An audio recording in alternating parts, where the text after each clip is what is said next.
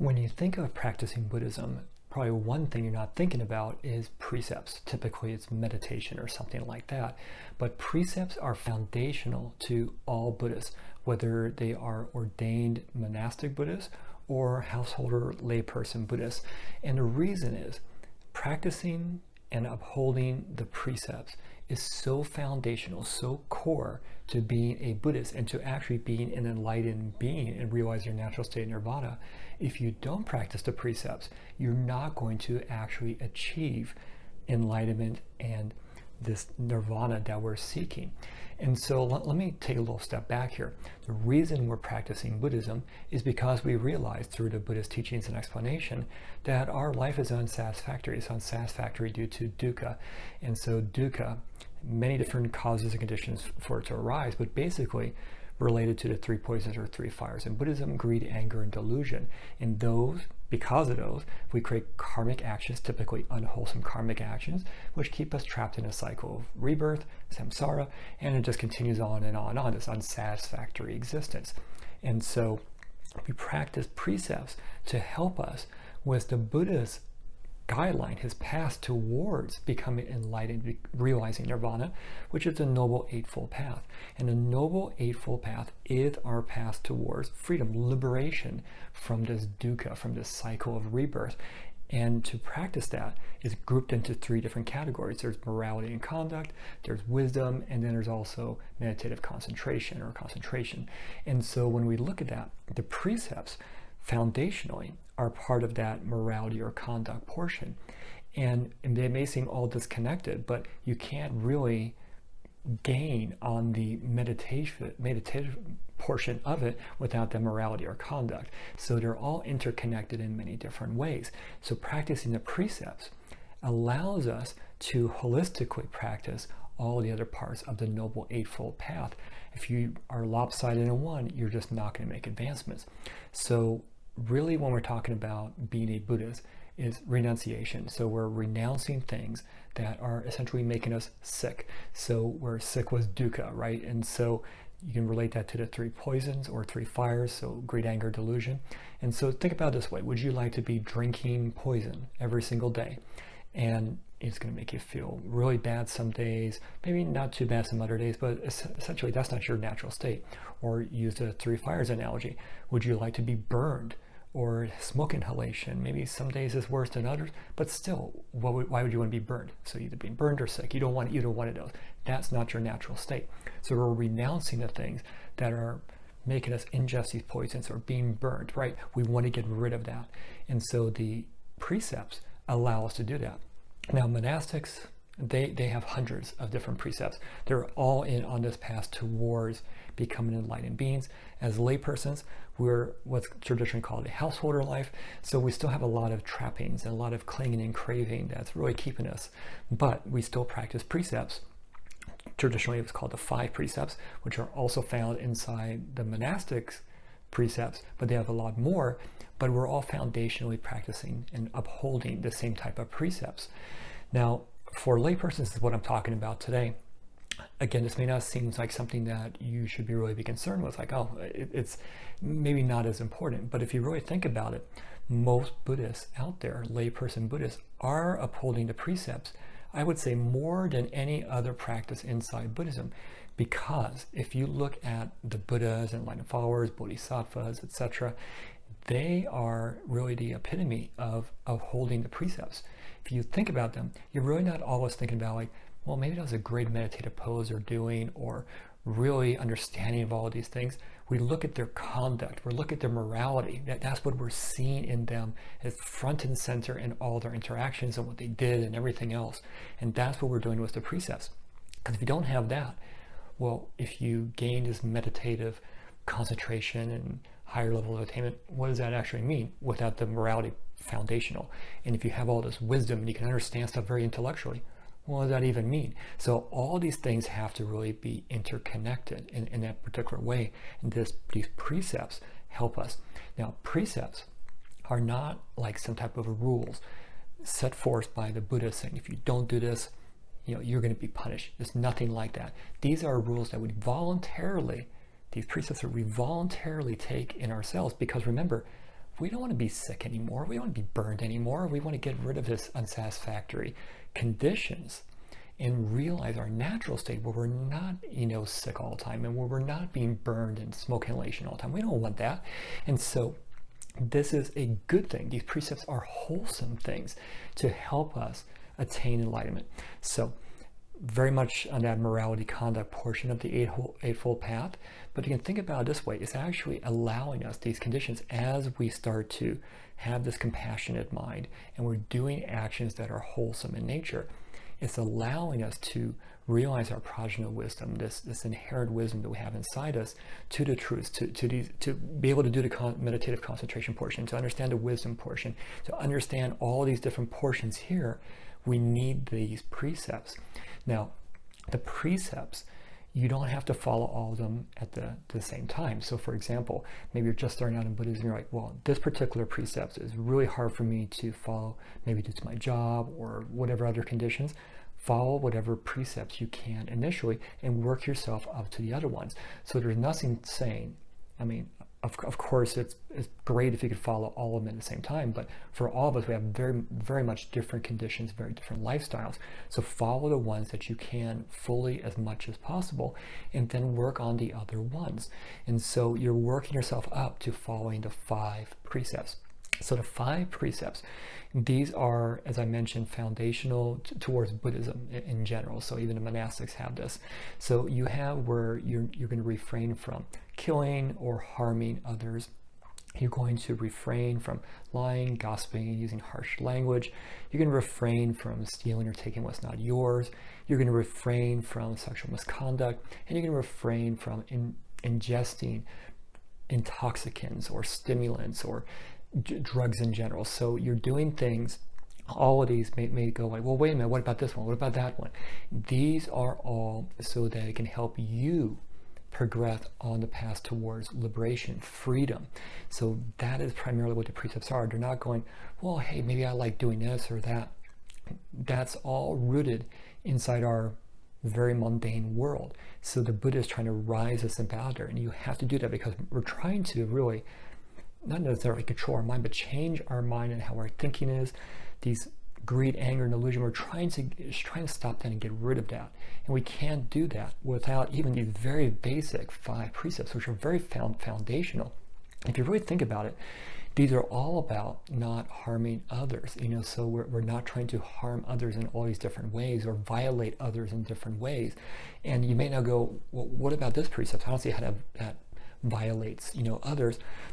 It actually does in many different ways, often through your conduct and how you say things or what you do. You just may not even realize it all the time in your actions. So karma is manifested in many different ways, what you think, what you say, what you do. So all of these are to help us, again, on that Eightfold Path towards freedom.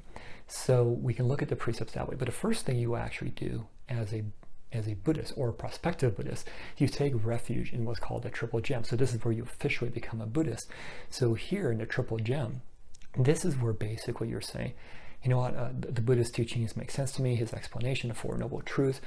This is unsatisfactory, mundane existence. I want to realize my natural state of nirvana. And so when we take refuge in the Triple Gem, which is taking refuge in the Buddha as our teacher, the Dharma as a teachings, and the Sangha as a monastic community, we're taking refuge in them. And it's very much this democratic or democracy in action, if you want to think about this at a very, very fundamental level, not the political level, but fundamental. Because the Buddha said, upon his awakening, he said that all of us, you, me, we are all capable of achieving exactly what he did. You talk about democracy, that's it right there. All sentient beings, without restrictions, without any type of conditions, you can become essentially a Buddha just like him. You can become enlightened. And so that's extremely democratic. And so when we look at the Triple Gem, we are practicing in this democracy, almost like you're going for an election, an elected office in a democracy, and you're going through this process to become an elected leader in that process, but here to become an enlightened being, whether that's whatever path you're taking on, maybe it's an arhat or maybe bodhisattva and eventually Buddha. We're on this path because we realize the Buddha said, yes, you can apply. You can apply for this. You can go here and you can do this. You can achieve this elected office of becoming an enlightened being. You can do it. There's no restrictions on you. The only restriction is on yourself. So you are the only one imposing conditions and restrictions and everything else on yourself. It's preventing you from achieving that elected office of becoming an enlightened being. So how do you remove those restrictions and those conditions? Following the precepts. And the precepts, on the first glance, they're like, well, that is telling me what to do. Again, you're telling yourself what to do in order to remove the obstacles, the restrictions, the conditions that leads you towards enlightenment. And I think that's a really important thing to do. If you look at this like someone's telling me what to do, or I got to do all this, then you are putting your own conditions, your own perceptions on the precepts. The precepts are freedom. So the triple gem is democracy, realizing I can go ahead and go to become an enlightened being, realize nirvana, and the precepts are helping me achieve that goal. Think about it that way. That's helping you achieve that goal. If you think the opposite, well, then nothing's going to happen. So you can meditate all you want to, you can chant all you want to, you can go ahead and read all the sutras of the Buddha that you want to and become intellectually powerful in that way, but you're never going to achieve anything without the precepts. Now, those 5 precepts that I talked about are very foundational for laypersons. And let's say, you're just starting off and you're like, some of these are really tough for me to follow. Like, I can't do this one because of my job. Maybe I work at a butcher shop right now, or whatever the case might be. Practice what you can and practice fully inside there and work your way up. Maybe it's changing jobs. Maybe it's just changing conditions. Who knows? It all depends upon your conditions that you're inside right now. But start where you're at. There's nothing saying that you can't start with just a few of the precepts. Now, some may be going, well, wait a minute, if we're not following all the precepts, does that mean we're not Buddhist? No, you're absolutely Buddhist when you take the triple gem, because you've realized the democratic nature of what the Buddha said, that we could all become enlightened beings, realize nirvana, whether it's Arhat, Bodhisattva, or eventually Buddha. But it's the precepts are allowing you to achieve that goal. So it may take you longer if you're not practicing all the precepts, right? So it may take longer to achieve that elected office that they keep giving that correlation to, but you can still achieve it. You can still do it. You can still create your own conditions. So the only person that's restricting yourself is you. There's nobody else. There's no higher being or anything else like that. It's just you. And so what's that? You should feel very powerful in yourself that I have control over maybe not a lot of different things in my life, but I have control over maybe these precepts that I can follow. So when we're looking at these precepts, and then there's also different additional precepts, as I mentioned, like if I go to a retreat, maybe I'm going to take a few extra precepts, almost like monastics, or maybe if I'm in Mahayana, we might take the Bodhisattva precepts eventually. But all you have to do first is take the triple gem. And then you can later take the 5 precepts. And then from there, practice as much as you can and build yourself up to actually practicing the 5 precepts. But let's say, you break a precept, maybe that's lying or something like that. Well, what do?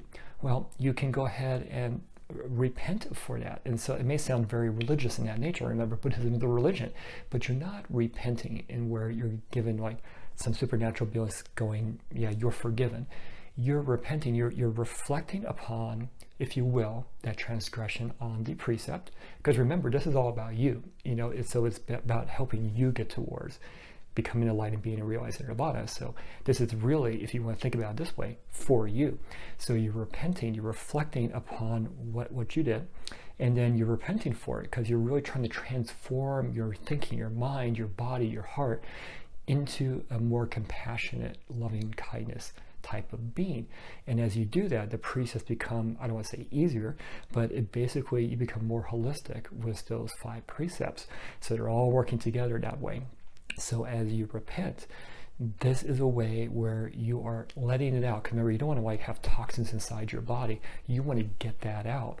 And so repenting upon that, reflecting and repenting and contemplating it, and then essentially vowing, I don't want to do that again. Because remember, when you've broken one of these precepts, it's like drinking some poison or being, having fire or smoke inhalation or something like that. So it's not good. It's not good for us in that way. And it's probably also violating maybe some local laws or laws inside our society. So a lot of these really interconnect in that way. Of course, the Buddhist precepts are different, but sometimes they will interconnect. And so you're just repenting in that way. And there's many different ways to repent. So I'm not trying to be very specific to a particular tradition, but this is something we want to do. We want to get it out. And, you know, don't start putting labels or perceptions like, oh, if I'm repenting, it's this or that. Get it out. Stop putting labels on things. You want to get it out. You want to contemplate on it. And you want to vow not to do that again. Now, what about you're taking these 5 precepts? How does it actually occur? Well, it depends. You know, so a lot of different Buddhist traditions, there's actually a ceremony for that. Sometimes it's actually with the triple gem. So that the triple gem ceremony along with the 5 precepts, if you're ready, or you can actually have it separately. Now, if you don't have a temple nearby or whatever the case might be, you can actually take these 5 precepts later on. You can take it like at home or something like that. Sometimes it's virtual or online. But also, this is something that you can do as part of your daily practice. So a lot of daily practices is going to be reciting the triple gem and also the 5 precepts. It's a good way to kind of keep that in your forefront of your mind as you begin on the day, or even reflecting at the end of the night. So the precepts are not a bad thing. They're not telling you what to do. And really, I would want to reflect this. Some of you may go, well, I don't agree with that, or why I enjoy doing this, so how can that be telling me what to do? Who is the Buddha to say that I can't do this? That's just too old, 2,600 years ago. He doesn't know what he's talking about. You don't have to follow the precepts. You don't even have to be a Buddhist. And so you can definitely look at the Buddhist teachings and apply what you want to, but as Buddhists, our goal is to become an enlightened being, realize nirvana. And the way we do that is through the 5 precepts. And can that be very challenging and hard at times? Absolutely. Because a lot of times we, quote unquote, enjoy certain parts of these 5 precepts, or we're very comfortable with them. And because of that, we're covered with this ignorance and delusion, part of the 3 fires, 3 poisons. We don't realize the karmic retribution actions that's actually happening to us that we're causing for ourselves. So we're trying to basically not have these karmic actions which are keeping us in a cycle of rebirth, which is creating all this dukkha. But we don't want that. And so the precepts are your way, your path, your practice towards enlightenment. You need to have it. You just can't have meditation. You just can't have just reading sutras and becoming an intellectual. This morality conduct portion is really, really important.